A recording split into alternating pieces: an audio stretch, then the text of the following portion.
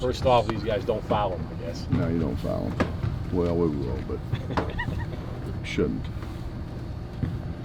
They really, it's incredible what they do. I guess Doink.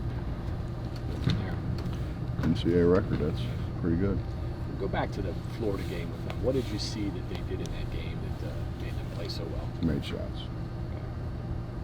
They just, one of those days where everything went in.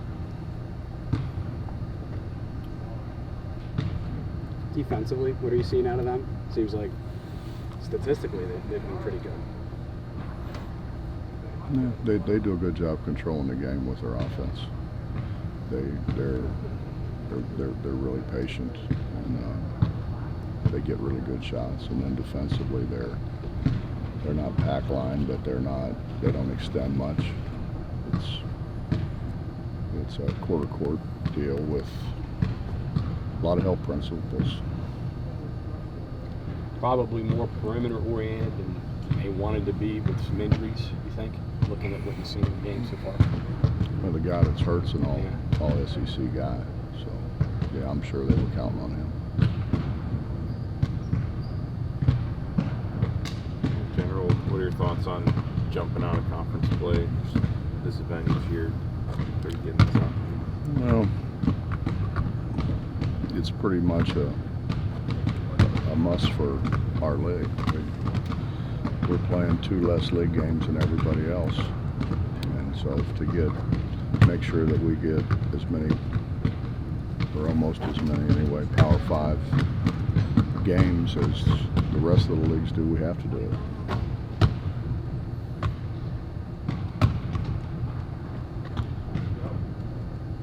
Coach, I've got a non-Missouri question for you. Tyler Chang, the statistician for you guys, I was just wondering what kind of your relationship is with him. I know he's been here for about 6 years, and the impact that he's had on the team. Well, he eats more than anyone his size really ought to eat, is the thing that I kind of caught my attention to start with. I've never seen anyone eat as much as that little guy does. It's incredible. It's like 24/7, that guy's shoving something in his mouth. He's really good at what he does. You know, the neat thing is these guys come in and they kind of start out as managers, and then they kind of do something that gets one of the coaches' attention, and then all of a sudden they become someone who, whether it's stats or whether it's whatever it is that they do well, and then that becomes their focus. And the great thing is they've been able to, in a lot of instances, parlay that into a job elsewhere. Like Ryan McIntyre, I got Frank Martin to hire him as his video guy at South Carolina. He then went to Austin Peay whenever at a little higher, better position when Fig got the Austin Peay job, and then when our job opened up and came back here. So, but those are the kind of things I think that happen for those guys, and that's what makes the experience that they get working with the basketball program so important. I got to ask you about Oscar's play. You had the best view of it. He came right at you, sprinting the floor. Your thoughts on what he did? Well, he only ran 16.3 miles an hour.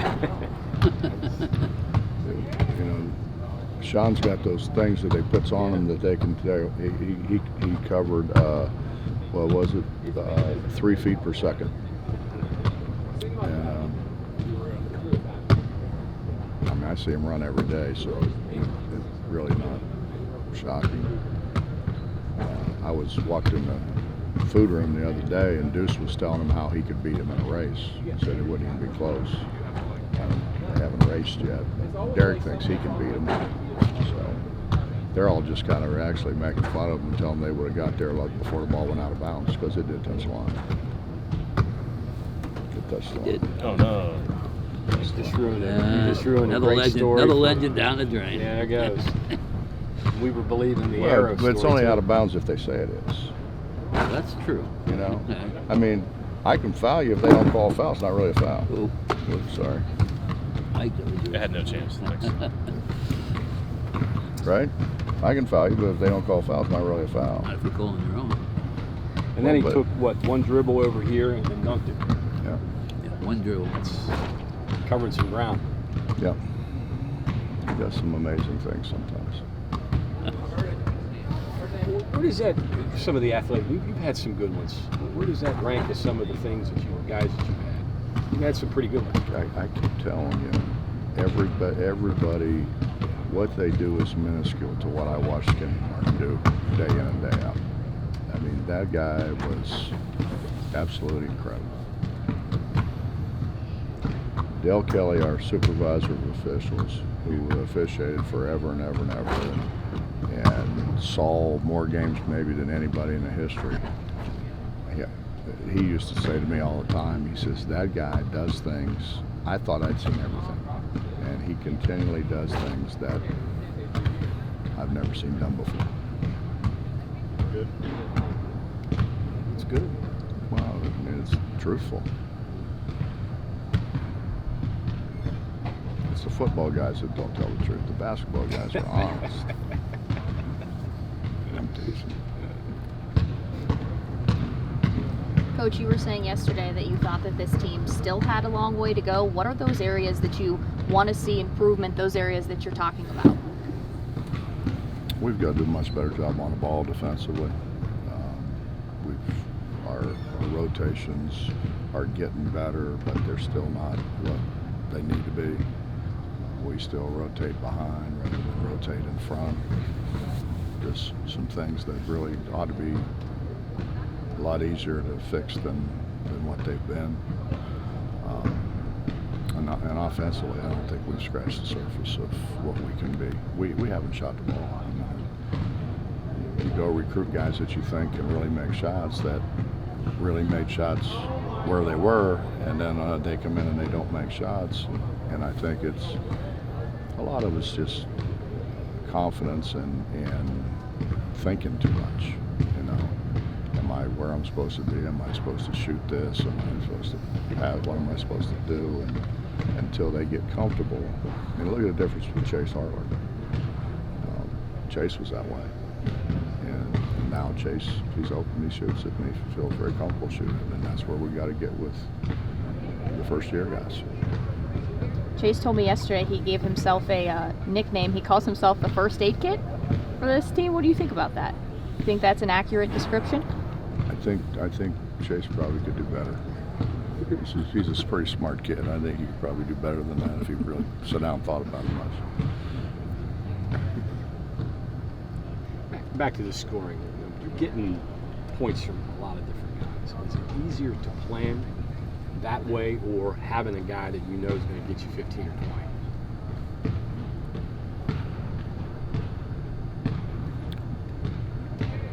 20? It's easier when you know where they're coming from. I mean, you know what to run for whom. And the way it is now, game to game, I have absolutely no idea who's going to make shots and who's not. Knapp went on a roll where he was really making shots. He hadn't made one last, 2 or 3 practices. He hadn't made a shot. And we all know he's fully capable, as is Taz, as is Sean, as is a whole bunch of those guys. I'd rather know where they're coming from. So when you're in doubt, closer to the basket, the better, I guess, right? Yeah. Unless they get fouled. Yeah. But, even that, I mean, Derek was shooting 86% from fouling. Derek, and he made big shots. He made shots when games were close. Made free throws when games were really close that we had to make them. And now he can't buy one. What's the number? 70%? Is that a number you can stomach for you guys? Would that be a good? I think if you shoot over 70% as a team, You're good. you're considered a decent free throw shooter. Bob, when you spend time with Derek or whoever it is that talks about that, how do you guys break down how he's gone from automatic to not? When I stand there beside him and tell him what basically slowed down, he makes it. He gets in the game, he gets sped up, and Derek does a lot of running around and as the game is going on. And for a 6'10" guy to go out on the perimeter and guard the way he goes out on the perimeter and guard is very unique. But then he comes down the offensive end and gets fouled, and everything remains quick, and it can't be quick. You got to slow down, and he's had a hard time slowing down.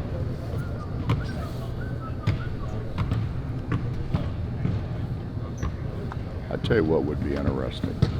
You want an interesting story? Look at them damn shoes. Those guys come out every day with a different pair of shoes that has absolutely nothing to do with. I guarantee you they don't wear the same shoes 2 days in a row. Blows my mind. The Whitey Gwynn probably gave you one pair for your career, So right? what did you get? Carl Roberts. That's right, Carl Roberts. That's right. Mr. Roberts, I took a sock in there, had a hole in it. I said, Mr. Roberts, can I get another sock? There's a hole in this one. He says, not big enough yet. That's right, Carl Roberts. Right, I think Whitey. Right there. Right there was the equipment room. Yep.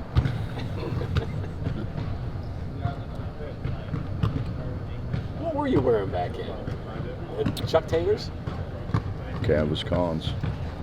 And one wrong move and you blew those things out. They gave them to you so big, you know, so you could wear more socks if Mr. Roberts would give them to you.